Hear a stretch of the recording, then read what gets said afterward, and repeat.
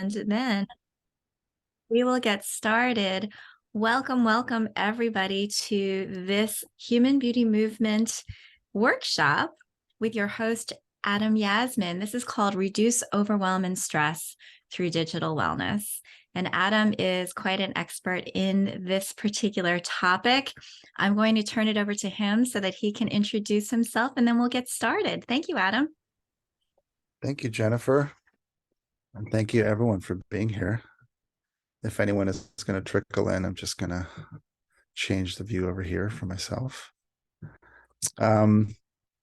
So you made it. Thank you for being here. It is definitely,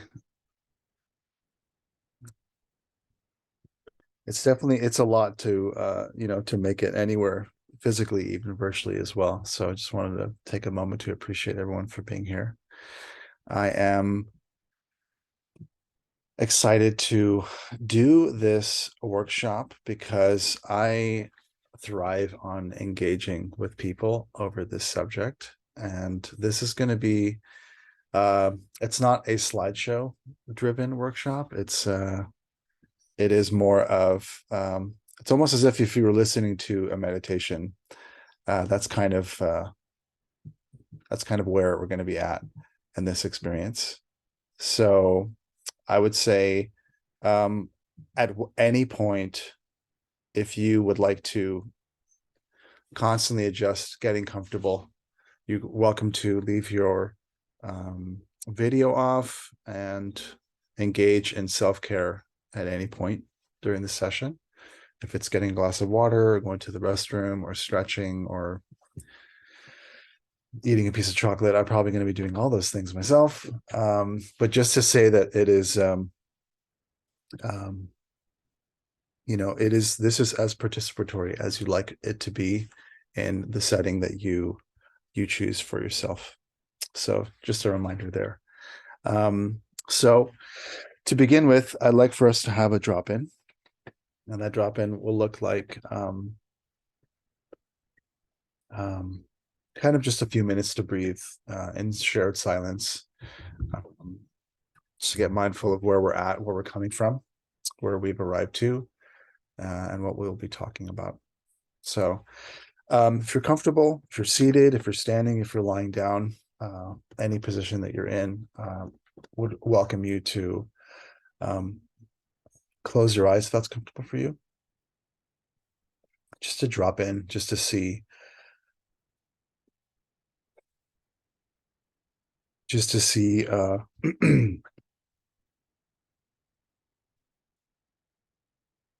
just to see what, I need to drop in myself. So that's a really good opportunity. But just to drop in, just to notice our breathing. We could have our eyes closed or open. Your hands could be on your lap if you're seated, or by your side if you're lying down. Or if you'd like, you can, kind of cozy up and maybe use a blanket, or you can kind of hug yourself and have your hands by your chest. And just drop in into our bodies, arrive here at this session.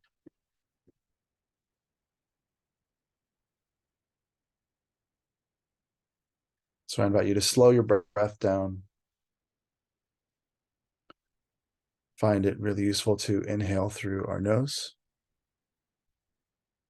and to exhale also through our nose or through our mouth.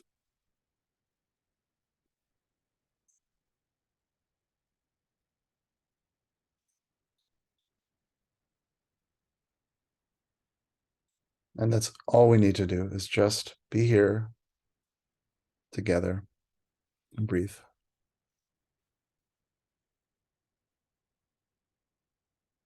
And you can slow the breath down by having a slower inhale. You can pause after the inhale for a few seconds. You can extend the exhale through your mouth or your nose.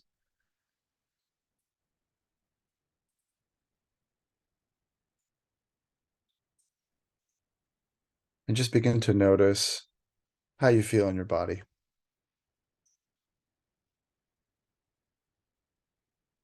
Maybe there's a little bit of tension. Maybe there's some tiredness. Either way, no judgment. Just notice how you feel.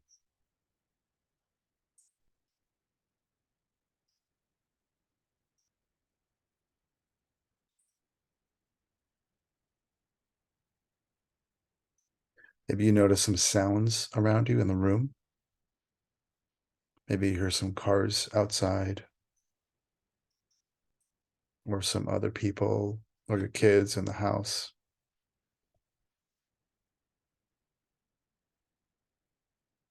Maybe you notice your heartbeat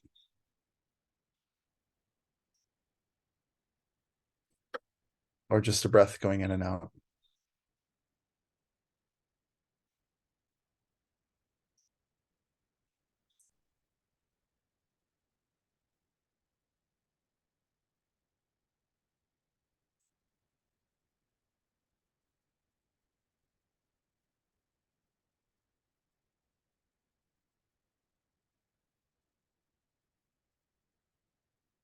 Maybe we also notice some smells that are in the room with us.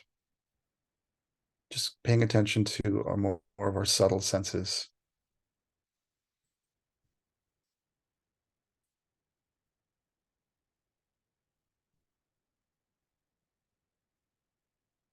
I personally am noticing that I'm a little bit anxious coming into this session just from the week. And so it's nice to just drop in and just to pay attention to my breath.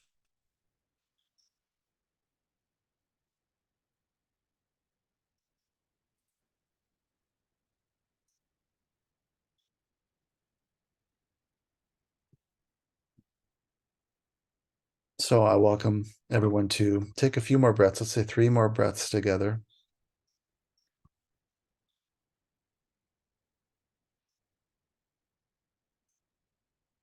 Maybe slow these ones down a little bit more.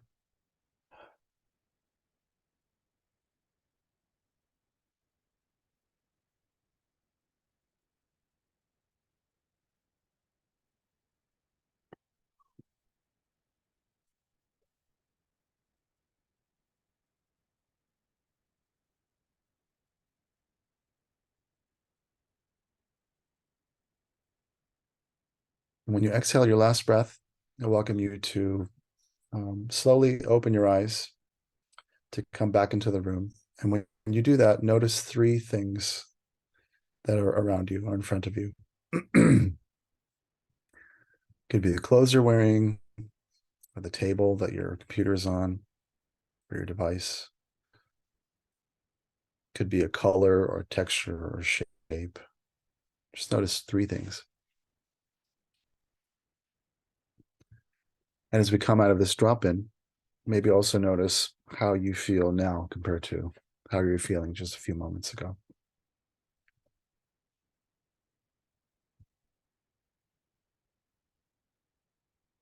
So again, thank you for joining me. My name is Adam Yasmin. I am a digital wellness educator, as well as a podcaster, a dad, most importantly, a partner, and an emotional well-being coach. My training comprises working in tech as a UX designer, so designing how apps and websites and digital products look and feel. From that, I moved into coaching and digital well-being because coming out of that tech space, knowing how rife with unethical practice it was, felt imperative to kind of turn around and work towards having a more humane and balanced relationship with my own personal tech use as well as helping others, whether it's other parents, individuals, remote teams, and distributed organizations. I'm also a student of Chinese tea culture. I'm a really avid tea enthusiast and have been so for almost 15 years and share my joy for Chinese tea culture with others in the form of event-based tea ceremony programming. So that's a little bit about my background. So we're here to talk about reducing overwhelm and managing stress through digital wellness. So what is digital wellness? Maybe you have an idea about it. Maybe you've heard about it. Maybe you've seen The Social Dilemma or 60 Minutes interviews with Tristan Harris, who's the founder of the Center for Humane Technology. Maybe you had your own personal experience with it. Maybe you'd like to jot it down. Something I like to utilize in these workshops. And again, sorry for not mentioning it just a few minutes ago. But if you'd like to have a pad or some paper and a writing utensil just to have on the side. I also like to use my phone and the voice memo or the notes app, if that's useful to you, just to kind of self-reflect and document the experience as we experience it together, but having an individual documentation of it, so you can reflect on it after the session. So maybe you have an idea, or you heard a definition, or you have some sense of what digital wellness is. Maybe you want to just jot it down on the side.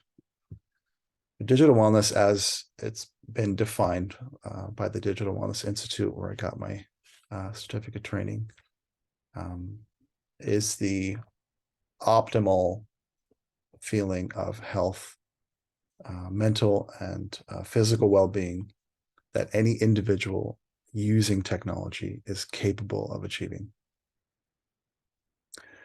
And that definition alone can be a bit generalized, sometimes a bit vague, but it is one working definition. And essentially what it says is that these devices that we use, the fact that they are tools, we're able to use them in a balanced way. And there are many evidence-based strategies, tools, resources, and sort of habit formations that can reinforce this and support this optimal state of well-being. A thing I like to mention to everyone I speak to regarding the subject is that it's a shifting state. It's a kinetic state. It's not a destination. It's a journey. So in the journey, day to day, or life stage to life stage, the needs are going to be different. The tools are going to be different. The way that these devices are upgraded and what they're capable of doing is going to be different over time. And so the strategies and the tools will change over time. The needs will be different. If I'm healthy one day and sick in bed the next, my device usage may reflect that. It may be different. And so that's just a quick and brief introduction to digital wellness. It is something that is utilized extensively these days when it comes to employee well-being, corporate wellness. Also, when it comes to education and schooling, as we know, and as we're learning more and more that device usage when it comes to children, teenagers, and young folks can be really challenging, especially when it comes to particular apps, things of that nature. So it's up to us adults to model those behaviors. And that could also be challenging as well. So the way I like to talk about digital wellness when it comes to individuals or groups is that it's really more and more useful to think of it as a pillar of wellness. What do I mean by a pillar of wellness? I mean that when we think about our health and well-being, generally speaking, just kind of talking across the board, we think about movement and exercise. We think about nourishment, food, diet, nutrition. We think about sleep and rest. We think about our mental well-being, perhaps therapy, counseling, coaching. And these days, I think it's important and imperative moving forward that we also consider our digital habits, our digital hygiene.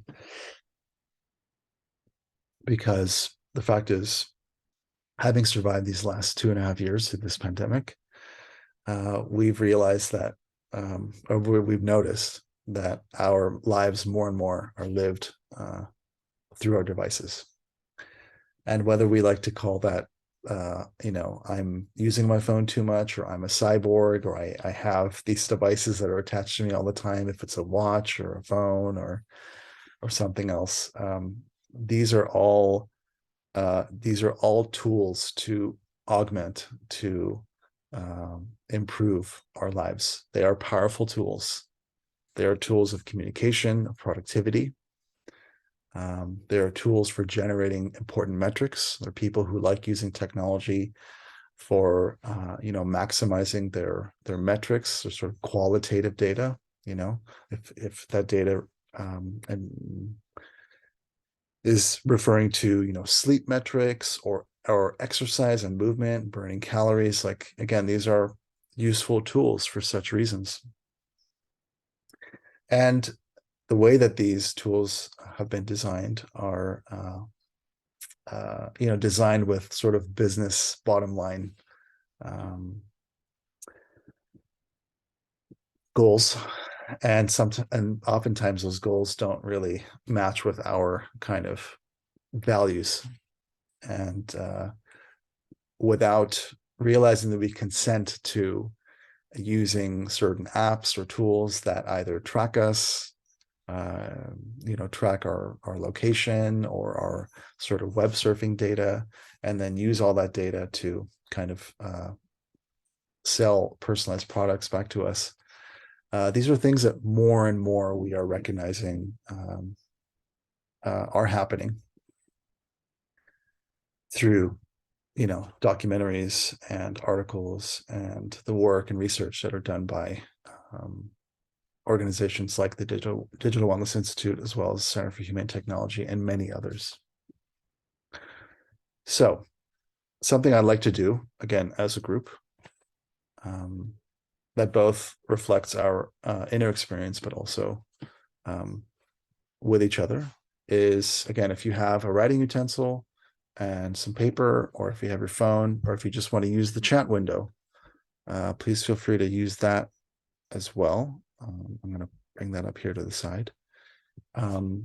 Take a minute to jot down, to document any complaint or challenge or issue you may be experiencing in relationship to your devices.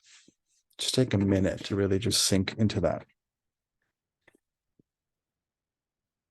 And again, you can write this down just for yourself to notice. You could share it in the chat window. But it's important to just kind of vent that out somewhere. Just the challenges and issues or complaints that you have when it comes to your device usage.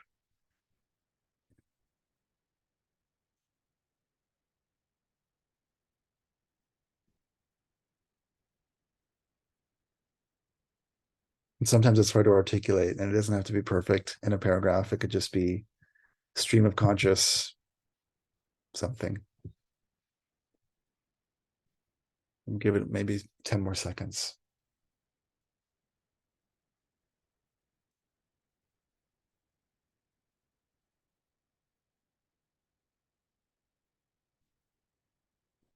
Okay. Thank you for doing that. And I hope that, as you reflect on this session at some point in the future, you could look back on this writing and gain some new perspective on your experience. If you'd like to share it, again, welcome to do so to the group. Maybe others have the same experience. Now that we've done that, I'd like to take another minute to do the inverse. Let's write down things that we're grateful for when it comes to our relationship to our devices. Things you find useful, things that you're grateful for, things that maybe kind of helped you out recently. Just take a minute to do that.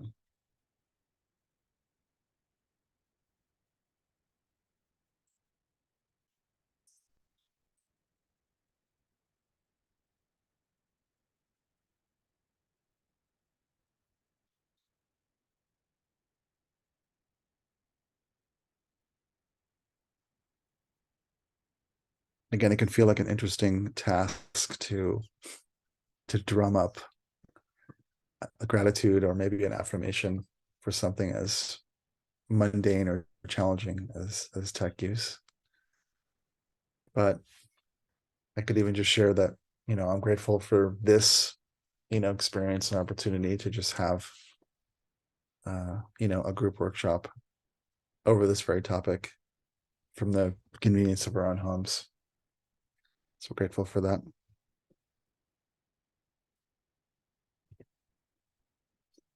Give it a few more seconds.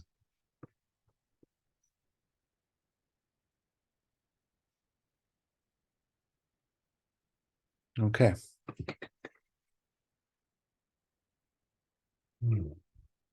So if anyone in the session has an inquiry, a question, a comment, again, the chat window is a great place to do that. If you would like to as well, you can unmute and ask a question, maybe raise a hand. Because I feel it's important to have this be an engaging space, because I think the way that I feel like from my own experience, the way that we learn best is in kind of conversation and engagement. And also because when I navigate these workshops, I'm really conscientious of like not wanting to use slides or like a ton of information, because this space is a heavy information space. So sometimes maybe just pausing and jotting down a question to have on the side could be useful further down in the session. I'd be happy So to share, Adam. yeah, sure.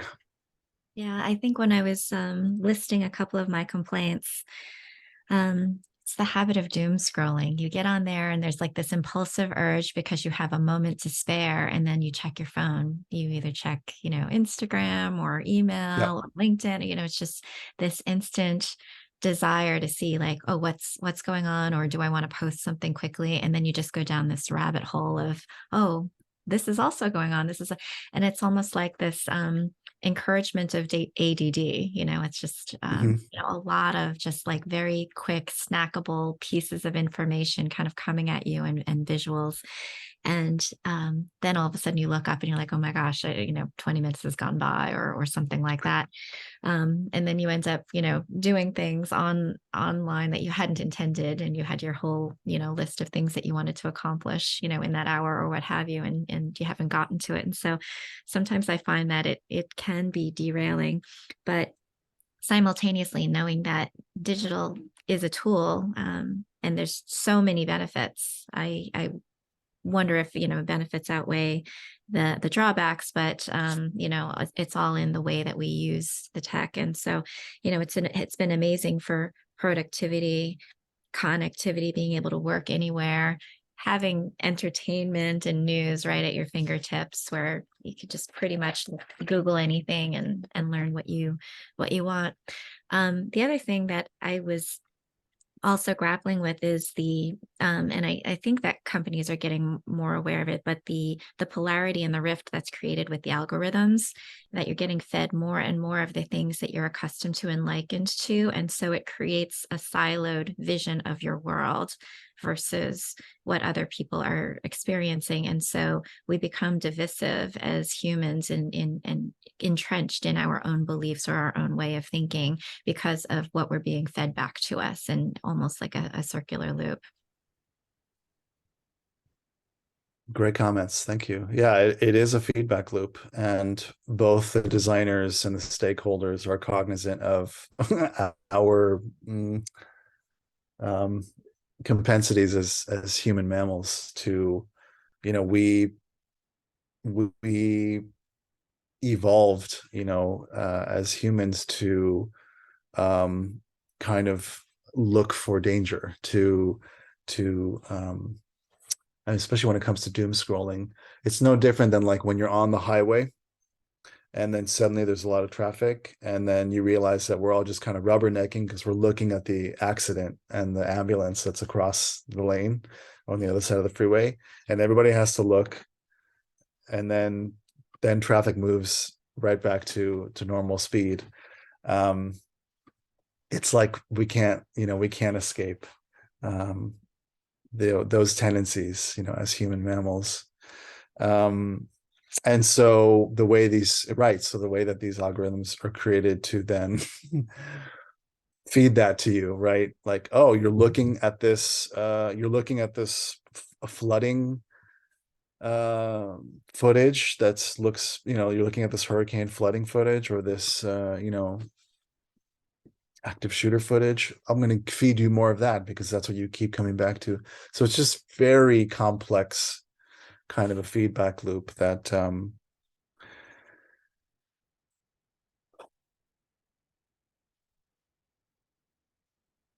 that's the first line of defense. That's the first line of defense, is really just to pause and take a breath, and maybe just turn it the other way, or just to put it down, so that you stay in your body and you don't kind of succumb to that habit of, I'm going to keep looking for it because it's so, it engages these parts of my brain. That's something I'd like to discuss. I like talking about this subject and sharing and discussing strategies and tools and resources that are free or close to free, and that you can utilize right now, today, after the session, or tomorrow after you maybe watch the replay or something, when you've done some kind of reflecting on it. Because we ultimately we have we have the ability to control um, how we use these tools. And again, like, it's hard to break habits, and it can be challenging to set new ones, but it is possible. And so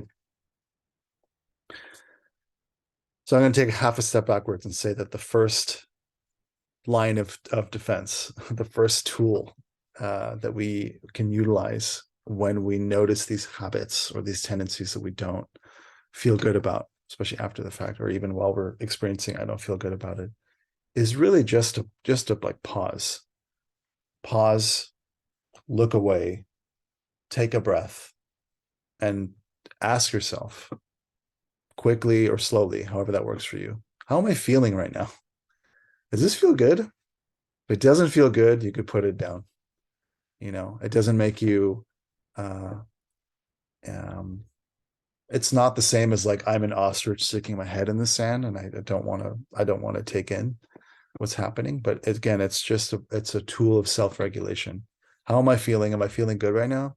If I'm feeling anxious about what I'm seeing, I can step away and do something that I know can help me in terms of regulating anxiety or stress. Maybe it's movement. Maybe it's go on a walk. Maybe it's have a glass of water or have a piece of chocolate. Again, chocolate has a lot of really good, has feel good chemicals like theobromine and caffeine that can help, as a tool for regulating the nervous system. Maybe it's go exercise. Maybe it's, pet your cat or your dog, or just kind of be in the world, be exactly where you are, and just kind of savor that for a moment. Again, it's not easy to do. It can be a habit that you can form over time. Oh, that's like really the first thing is, how am I feeling? And however that works for you to engage in that kind of inquiry. It could be quick or it could be slow. Maybe it's useful to talk to a loved one or a friend or a colleague. Maybe you have a text thread with them, or you can call them or something where you are able to drop back in to your body and kind of balance out that scenario.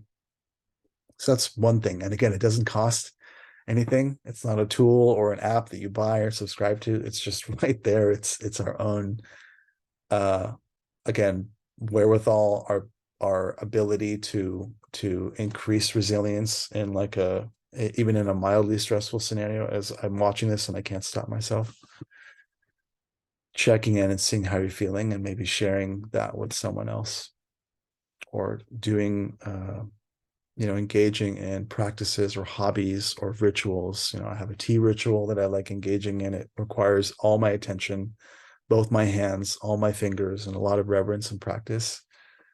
And so that helps me to instantly ground. And maybe there's a way that you can find that you can instantly ground somehow.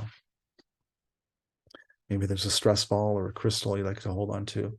It's really good to have these physical objects to kind of bring you back into your body. The next thing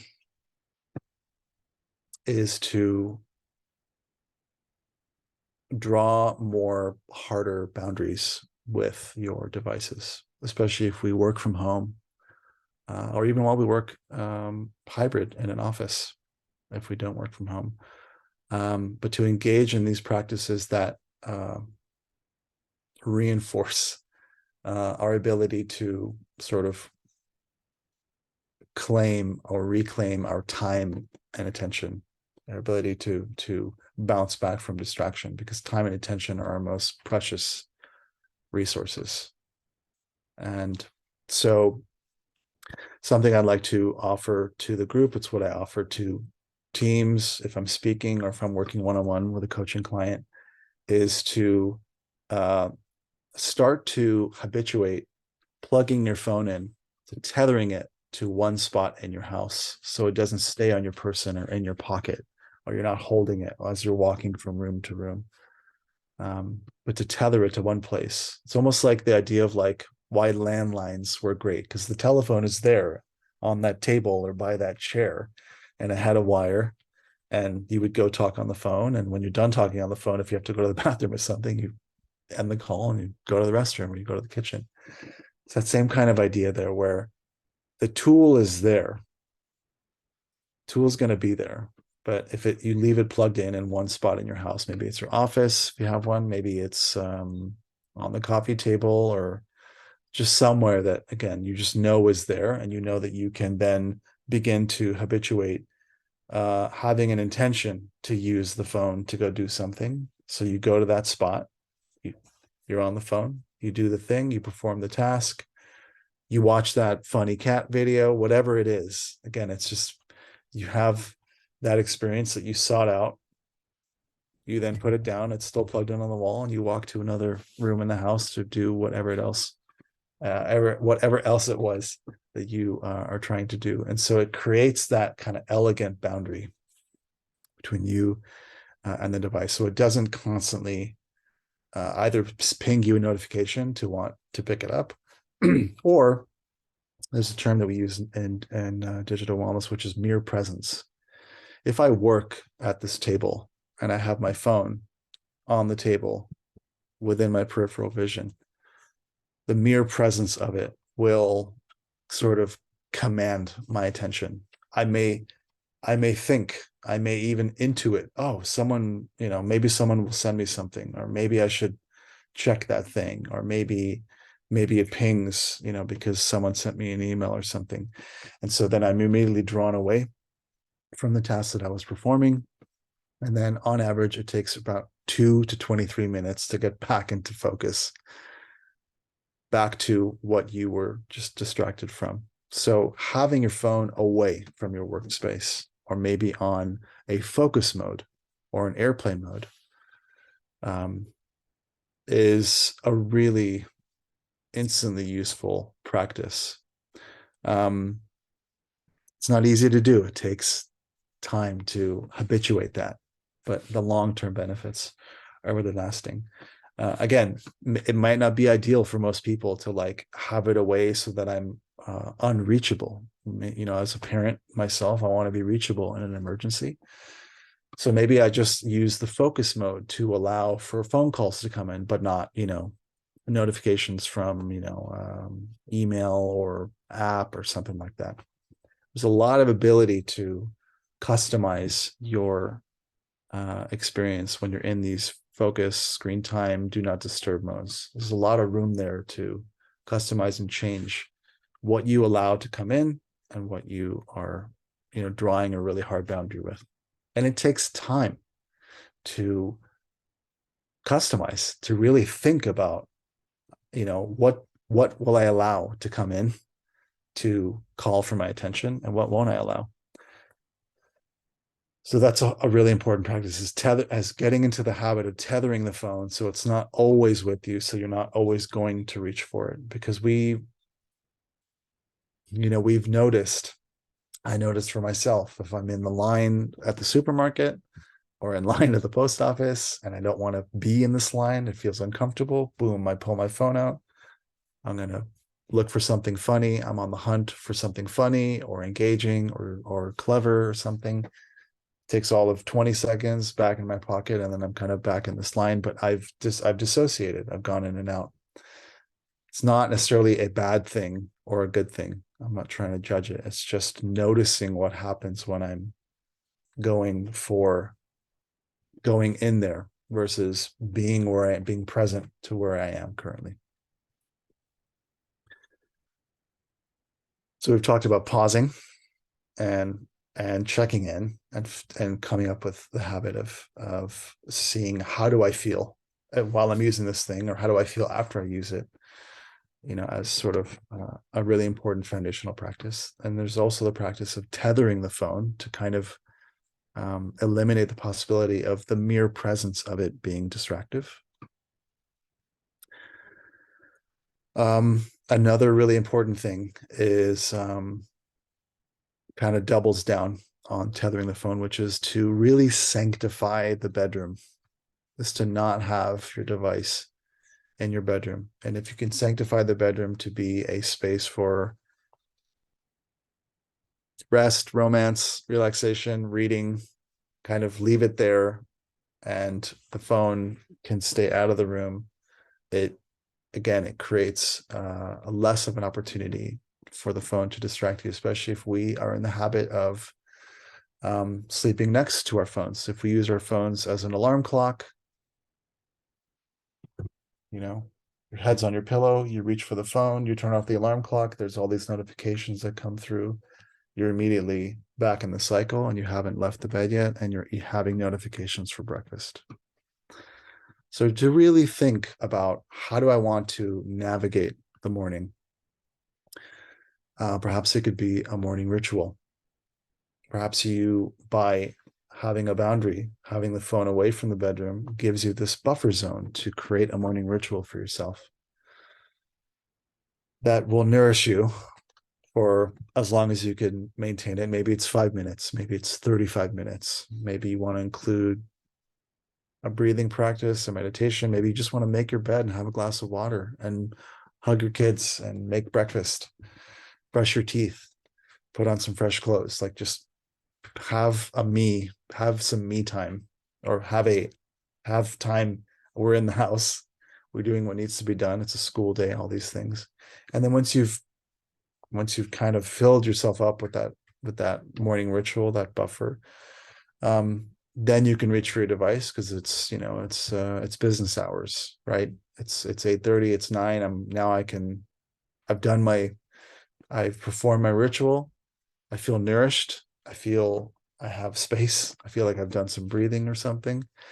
And then I can reach for the device and perform my tasks and answer these emails, and everything is going to be there waiting for you. So, thanks for sharing, Aaron. My phone is set to do not disturb from 9 p.m. to 9 a.m. So when I wake up and look at my phone, there are no notifications. It's been a game changer. There it is. There's a really elegant boundary right there, using the tool itself, using what's built into it. I personally use airplane mode. I'll toggle that off and then let things kind of flood back in. You use do not disturb mode. All of them are great and useful tools for any reasons, for any of your reasons to prefer one over the other. And they don't cost anything. Again, these are really great kind of it's almost fun, and kind of maintains this level of curiosity and experimentation and playfulness to be reminded of the fact that these tools are already right here. You don't have to buy them or subscribe to them. They're kind of just right there. There are also tools that you can purchase and subscribe to that are also very useful. One example is there's an app called, I think it's called Forest, where they basically find a way to gamify you being away from your phone by you turn this app on, you keep it away from you, and the longer you stay away from the phone, this tree grows within the app. And so there's that kind of, finding a way to incentivize being away from the phone. I'll have to remember the name exactly. I don't use it personally, but I've heard from some people and some clients that enjoy using that tool. So I'll ping back to you. So we've discussed the bedroom, the possibility of a morning ritual, and the fact that that could be an exploratory space. Forest app, thanks, Tracy. So yeah, bedroom, tethering your phone, pausing and checking in and reflecting on your emotional mental state as you're using the device, day in and day out at any point in the day.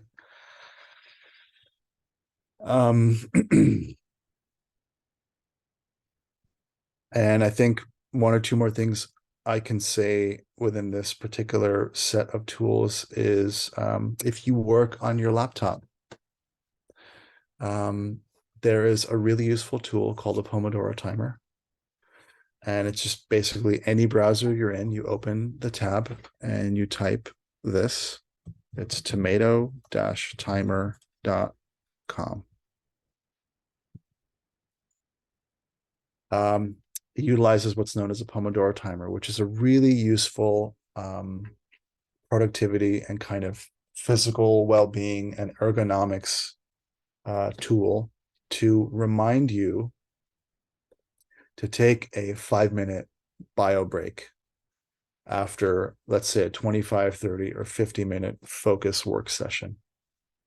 Because again, as human mammals, we didn't evolve to sit on our computers and be incredibly productive for hours on end.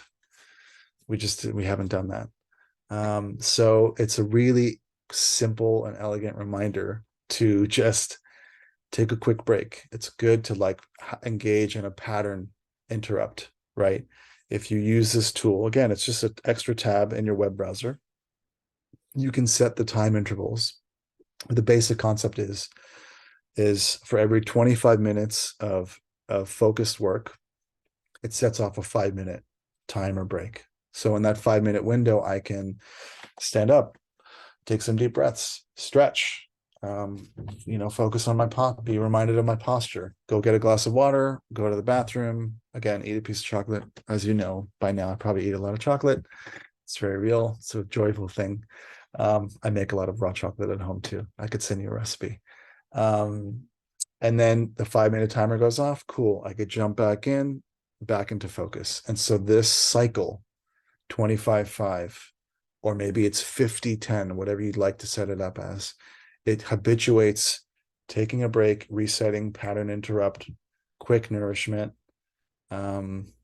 Maybe it's a sun salutation. You step outside, do 2 sun salutations, whatever it is. It reinforces our mental and physical well-being in such a wonderful way. And then you jump back in and you continue being productive. So that's a kind of fun, almost like evolutionary tool to, again, both remain productive, but also be a human being.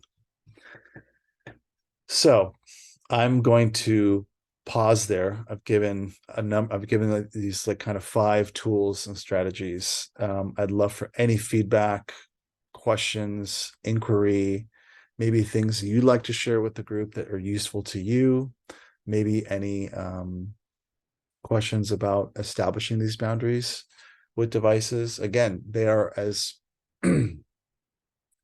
boundaries are fluid in this context, right? on any given day, if I'm healthy and working as a freelancer, I can have these boundaries that I set up for myself to engage in, habit formation that works for me. If I'm sick in bed with COVID, like I was a few weeks ago, I'm going to be, binge watching YouTube and being reminded that I need to rest by my partner, who's, lovingly, helping me isolate at home and, cook meals and everything. And so I'm able to be in that space of gratitude while also consuming content and enjoying myself and knowing that I can shift those habits given the changing situation. So a lot of what I'm saying, really the backdrop of this is to uh, is to remain curious about how we feel about using these devices, because there's always a story around, if I'm noticing a habit or I'm noticing um, something that I'm doing that the phone is telling me, if I'm noticing um, I may be using one app a lot, or I'm on my device a lot, there's always a story behind those metrics and behind those numbers. So I'm going to pause there. I'm going to remember to breathe myself and just want to check in with the group, see how you feel, see what's going on. If you'd like to unmute your mic, if you'd like to add to the chat box, if you want to take a moment to just breathe, enjoy some comfortable silence for a minute, let's do that. I think that there's almost like two things that I've noticed. And one is the addiction, like the addictive nature to the technology, to our devices, that causes anxiety and overwhelm. And then it's the content itself, which causes anxiety and overwhelm. And Yeah. so certainly it's almost like on the addiction, and you've provided some really great new habits. And I almost think, yeah, it's going to take time, and we have to be Yes. lenient with ourselves and not beat ourselves up, because it's very difficult to get into the habit of changing habits, almost like a 12-step program sometimes. I remember one time I actually was, instituting a punishment on my stepdaughter because she had misbehaved, and I took her phone away for a week, and she just wanted to jump out of her first floor window. It was like a death sentence for her. Yeah. Because, it's like the need is so great for us to have our phones. And so, yeah, it's that aspect of it. And then also being able to recognize when the content is not contributing to our wellness and our health. Mm-hmm. Mhm. Yeah. I mean, these are really important reminders for ourselves to, there's, it's funny. I actually realize now at this, point in our session that one, one difficult yet really important step, again, it doesn't involve any cost of anything other than our consent and consideration and our time, is to uh, really throw the gavel down when it comes to our notifications, is to really turn the bulk of them off, to really sit and think about maybe 3 or 5 apps or modes of communication that we would consent to getting notifications from, that are important, right? That are like, involve safety or communication with family or whatnot, or work related stuff, but everything else can remain off, so that you are given the opportunity to have an intention. I don't have Instagram notifications on. I spend a lot of time on the platform. I don't want to receive notifications from it. What I want to do is I want to notice when I desire to go there, and then have that intention, and then go there, and then I'm able to leave and know that it's always there, as opposed to it constantly, like a woodpecker, sending me a notification. So that's an important practice. And again, it's not, it takes a little bit of time um, to really just kind of sit with and size up what's important, what's not. Um, Another thing I'd like to offer is to really kind of radically redesign what your home screen will look like so that it is conducive for like calm and reducing overwhelm. So in this context, like I've reduced my entire phone experience into one home screen with a lot of folders. So this is an intentional design feature that I've kind of made for myself, is to have this negative space, right? I don't want to see a lot of clutter. For me, clutter is personally is just going to be, it's going to feel like a sort of mode of agitation. And even for me right now, just showing this to you, even the fact that I have three notifications, these three bubbles, feels to me out of place and mildly chaotic.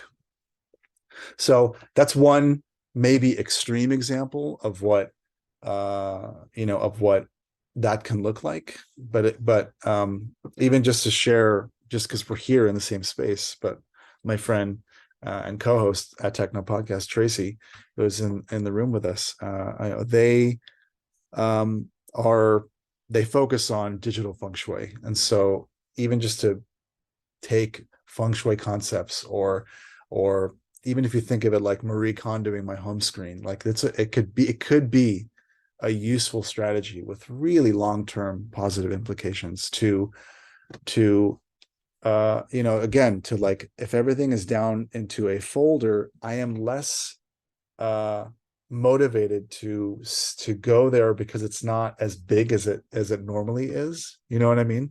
So it's a lot, there's a lot of subtlety when it comes to um these strategies. You can get really granular and really subtle. I mean, you can use the screen time feature to just like, everything is off, you almost kind of brick your phone. It's really depends on what your values are, and what's important to you, and what you are trying to change when it comes to a changing or forming a new habit. The last thing I'll say, because it is a really useful tool. I don't use it enough myself, but when I offer it to clients, especially to teams in particular, it's a really useful tool, and it's using an autoresponder to uh, immediately respond to the people who are reaching out to you, but letting them know that you'll get back to them when you have the bandwidth. And you can do this for texts in do not disturb mode, or you can do this in your email. Let's say if you have a Gmail account, you can use the what's called a vacation responder to set up an auto respond email, so that as soon as someone sends you an email, right away it says something like, "Hey, thanks so much for your message.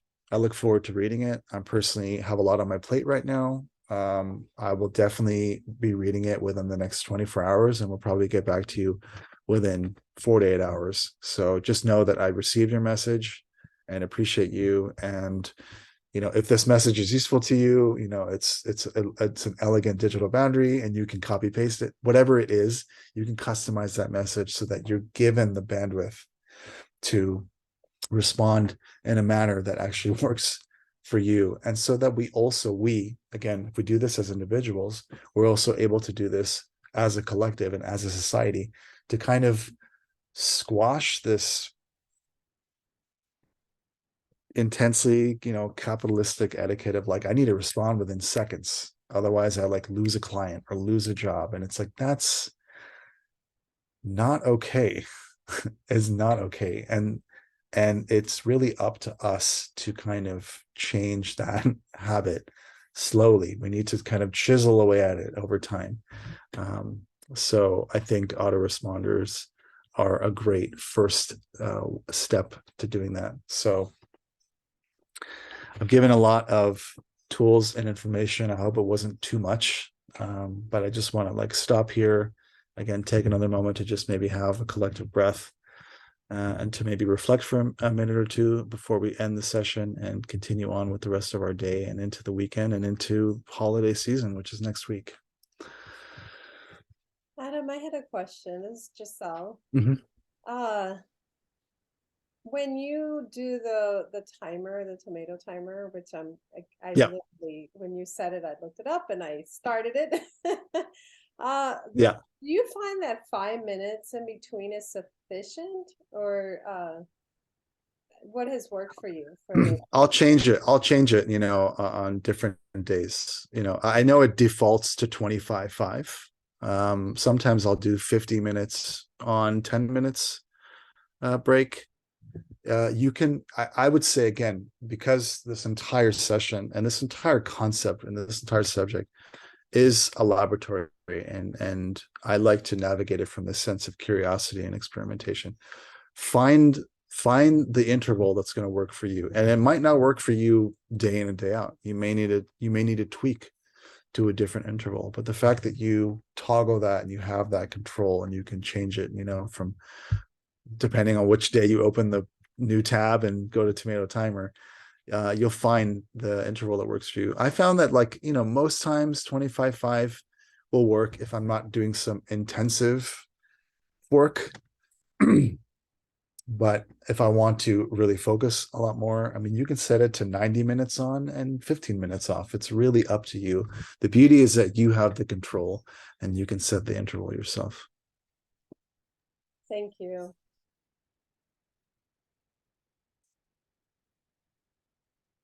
Cool. Well, if there are no more questions or comments, I just really want to again thank you for being in this space together. Again, I know perhaps like not using a slideshow or using other visual bits of information may be challenging in some senses, but I find it to be kind of more sloppily authentic in a way that feels really like transparent and real. So I hope you got something out of it. Feel free to keep in touch and ask questions, and let me know how it goes, if you do any kind of experimentation. I want to thank everybody for attending today. Adam, thank you so much for sharing your knowledge, sharing your wisdom, and helping us all become much more mindful and healthy as we are moving forward with using our devices. If everybody enjoyed this session, I do encourage you, you'll probably get an email from Eventbrite asking you to rate and review. We would love your 5-star reviews. We are a new and wonderful organization, a movement that is really out to help you with mind, body, soul well-being. Our website, I'll put in the chat, is humanbeautymovement.com. Feel free to visit us, take a look at other events that we offer, and take a look at our community. It's all good stuff. It's really, a lot of content and a lot of resources that can help you on your own journey for, just a better quality of living, because we're all here to promote self-love, to promote kindness to ourselves, and to help us to grow in self-confidence and self-esteem so that we can live our lives truly, authentically in the way that we want to. And with that, I want to just wish you all the most wonderful Friday, a wonderful weekend, and we hope to see you at an upcoming event near in the future. Bye-bye. Thanks, everyone.